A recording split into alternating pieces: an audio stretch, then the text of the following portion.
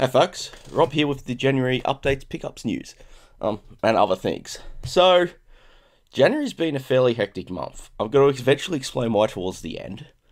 So it does impact a few things, but there's still videos, there's still other things out there, so I'll get onto those. So to start with, video-wise, the first big thing is YouTube have finally enabled their HTML5 player and 50-60Hz playback. So that is pretty darn exciting because for quite a while now, my actual work files for the videos I do have all actually been recorded at 50 frames per second. I've kept that off the 64 as close to as the original frame rate, so all the scrolling and all that is presented as best as possible. So all my work files have been like that, and I've uploaded them. And officially, since they launched that the first part of that feature last November, a few of the videos I've done have actually come through at that high frame rate. But it's only been this week where they turned it on for their HTML5 player that I could actually test and confirm. So officially, all the videos in this Season 3 are all at 50p. So if you can watch them like that, they'll give you the best experience. And I'm actually pretty excited by that because I can see my own videos, seeing other people's videos. I know there are a few other channels who are recording and uploading stuff at 50p as well. Oh, no, 720p 50, I should say. I know there are other people who are doing that, and it's really good to watch those videos and see the frame rate preserved properly. And I mean, to be honest, my personal opinion, if you're in the position where you can upload videos in that quality, do it. It's a much better experience all around, provided you've got the software that can handle deinterlacing and all of that properly, which my setup tends to.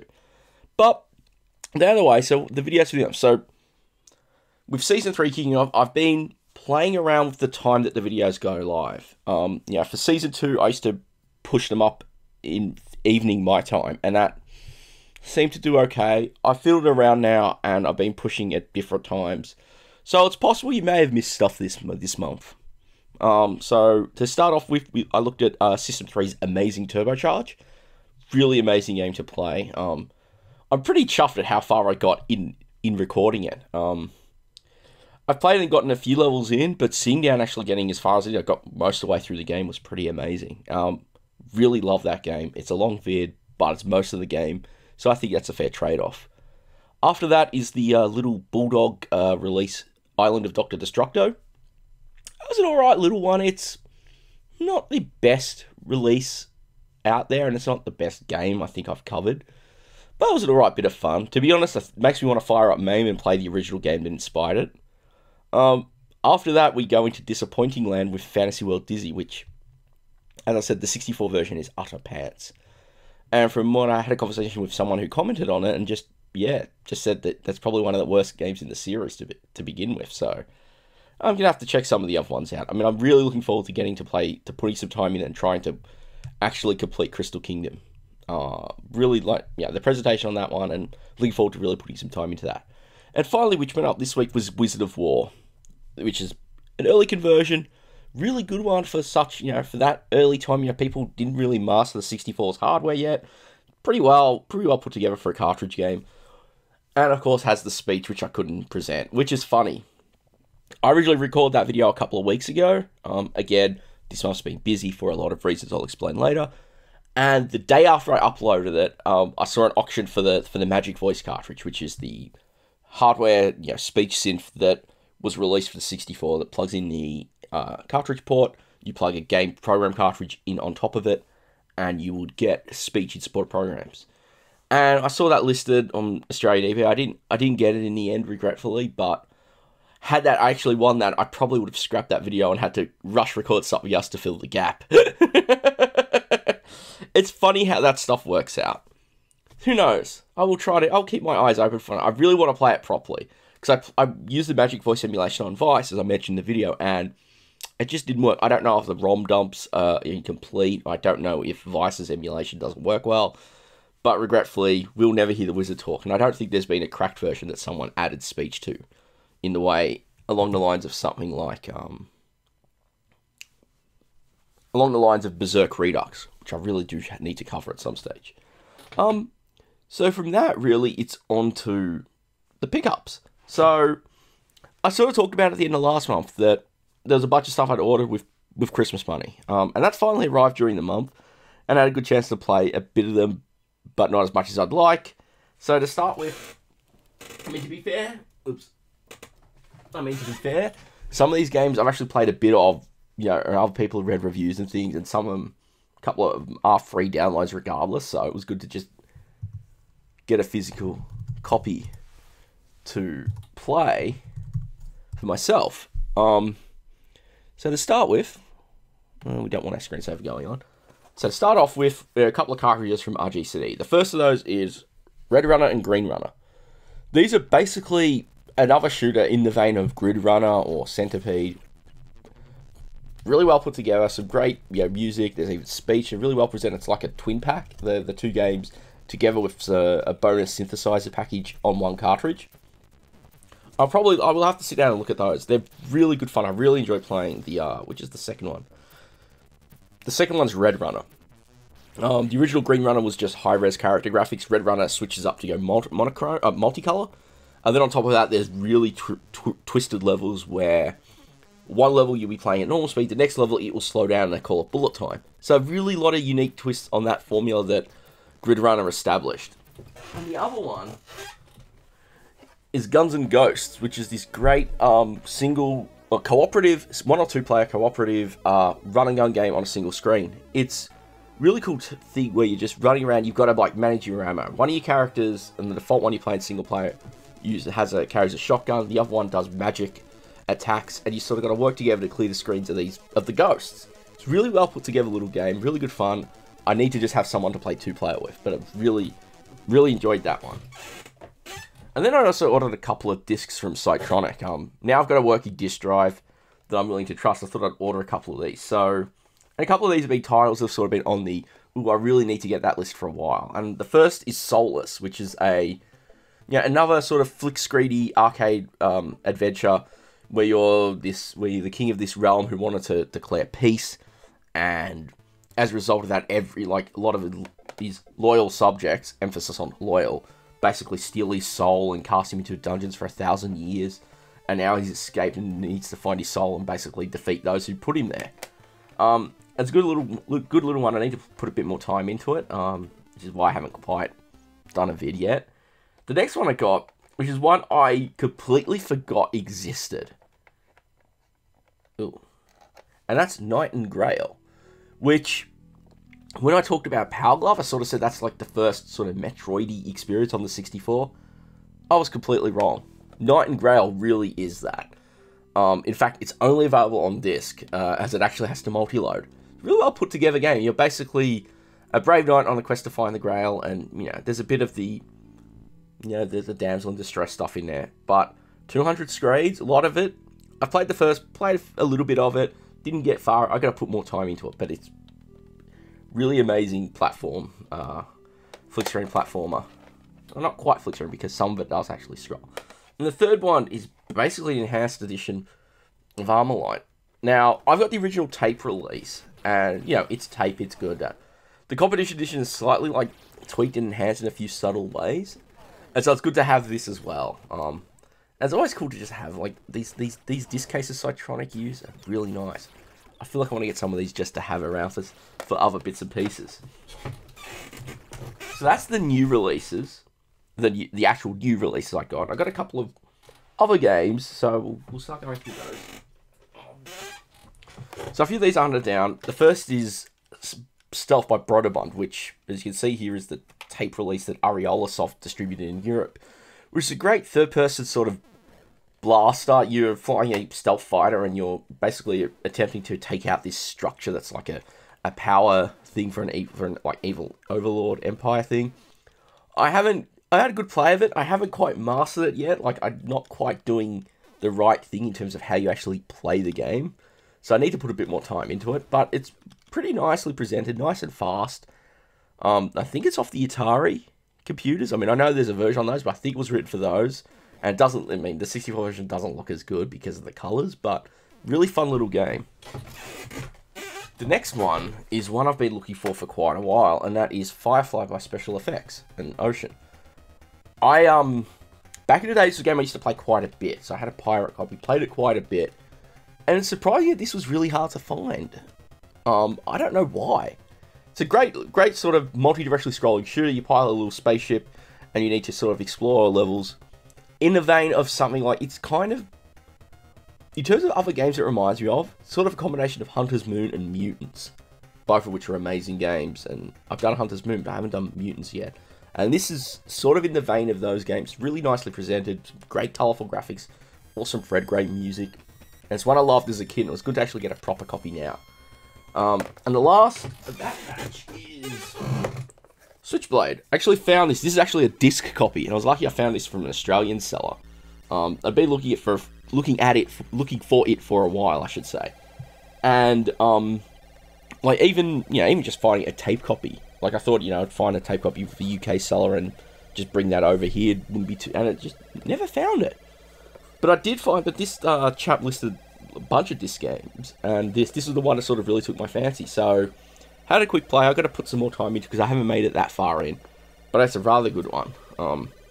I know it's not as good on the 64 as it is on other platforms. It's from that weird period in Gremlin's history where there'd be awesome games on the Amiga and ST, and then they'd commission 8-bit versions, and for some reason the 64 versions would have no credits attached.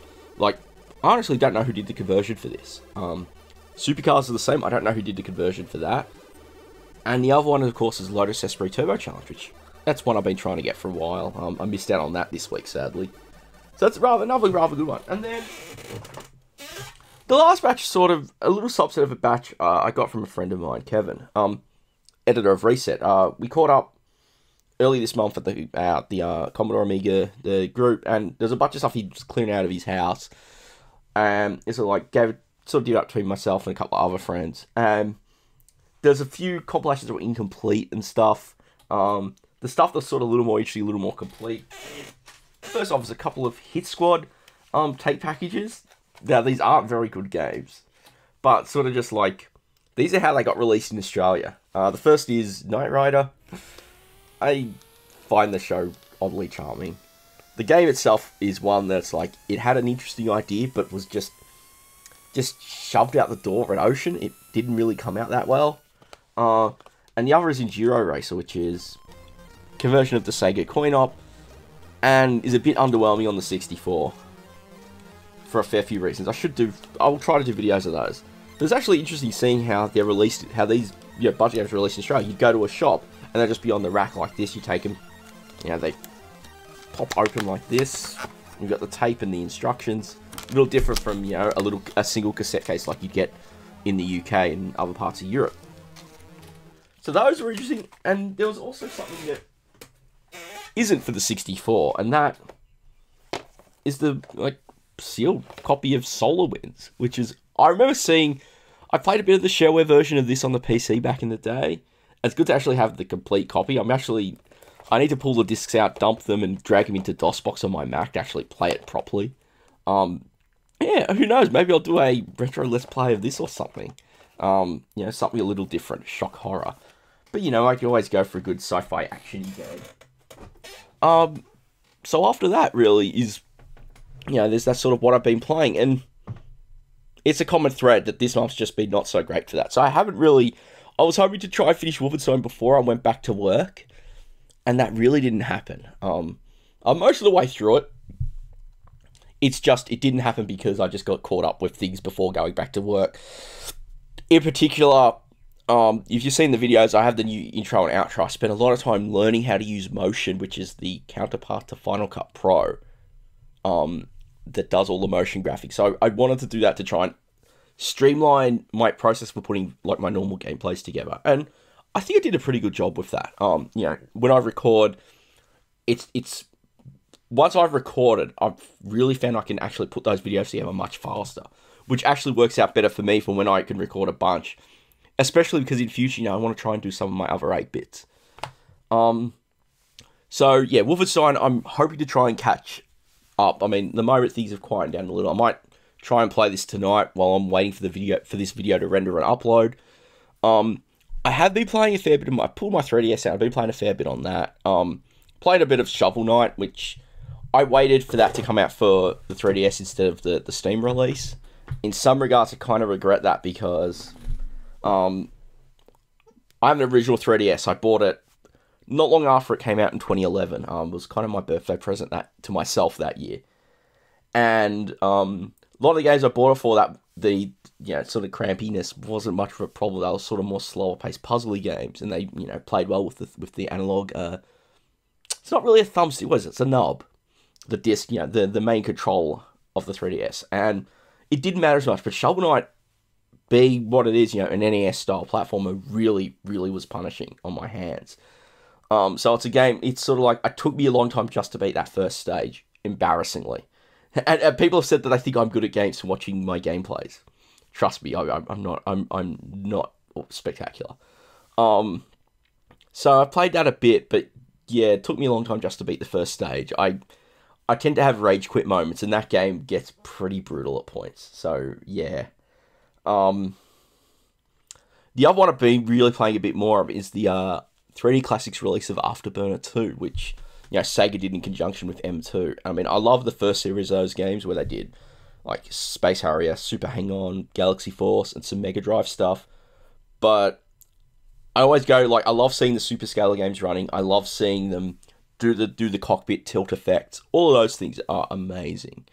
I'm looking. The only downside is now I've got to wait a month for the next one. I know they're doing stuff like Outrun, Fantasy Zone, and a few other good ones. Are sort of like games I really want to play. So pretty much excited for those. But I have to admit, those two things are like, I kind of do want to try and get a new 3DS XL at some point if there are more exclusives on there. The other thing I've been playing is a game which came out on Steam Early Access a week or so ago called The Next Penelope. It's I think it's by just like a solo dude who I think is from France.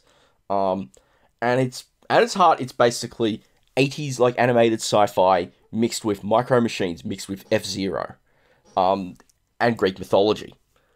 And so it's basically an interpretation of some Greek. I'm not the best at Greek mythology, so someone who does and has seen the game could probably tell me exactly what part of that it comes from. But you're Penelope going after her husband in this weird sci-fi realm, and you go through and race and battle creatures and stuff. I'm not doing it justice.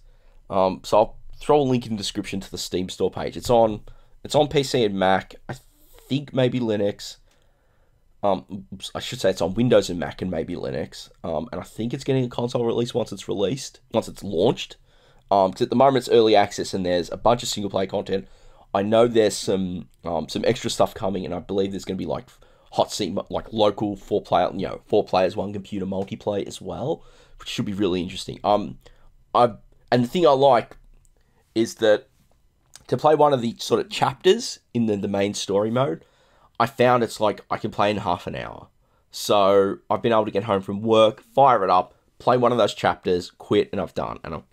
And that's usually a good thing just because of how busy the last few weeks has been. And the reasons those last few weeks have been really busy is, so if you watch my video from PAX, you'll have seen a covert hash plug for a particular game called ARMELLO.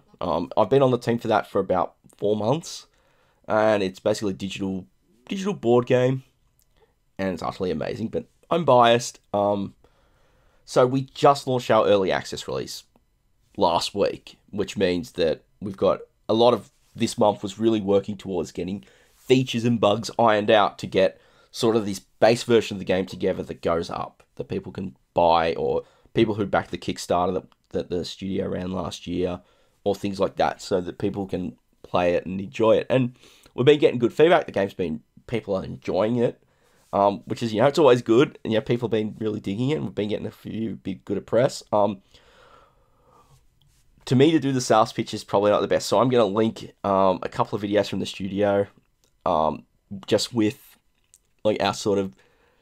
I'll link the official launch video we did, which is you can see a little bit of behind the scenes in the studio, and I'll link a couple. We've been doing a few Twitch streams with some of the senior guys on the team, and they're those you can sort of see how they're long, but you can see how a whole game plays out in multiplayer. So I've really been proud of just seeing stuff like that. I mean, last weekend, all of us were in our sort of private team chat, and we were just watching this chap stream it to like 10,000 people on Twitch, and we were just like sitting there. It's like we actually did all right. It's things like that are really bloody exciting. So it's been like a lot of this month has been basically frantically getting important UI features into the game and working. My role is basically a UI programmer. So I'm working with, we use Unity. I've been working within NGUI, which is the UI library we use, and I've basically, and there's the existing UI. I've been adding onto it, adding new features, cleaning up how things behave, things like that. I'm only part time because I have another project that pays sort of my bills, so things like that. So January, has been a bit busy. And it's sort of quieting down a bit now, which is good because I'm about to finish this, and I'll probably get back to recording my next batch of gameplay videos. So yeah, thanks again for watching. If you do have a moment, do check out some of the things. I'll link all this stuff down below. Bit too fairly to do annotations for a lot of this stuff. Thanks, YouTube. So yeah, do check it out. If you haven't already caught the gameplays for the month, do see how they look at 50p, 720p 50. I keep getting that wrong, which is embarrassing. Check them out. As usual, leave some comments and stuff. I will have to try and do some good 64 exclusive stuff this month. What I really want to try and do, at least try and get one or two of the other retro computers covered, like maybe my Atari 800 or something. But anyway, thanks for watching, and I'll catch you next time.